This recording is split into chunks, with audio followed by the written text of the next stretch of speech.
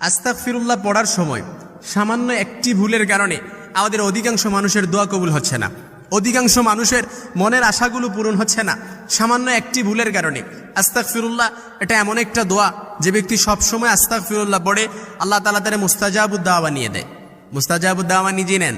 আপনি দোয়া করছেন, এখন আপনি মসজিদ থেকে বের হয়ে গেছেন, দেখছেন দোয়া কবুল হয়ে গেছে, ওইটা হচ্ছে মুস্তাজাবুদ দাওয়া।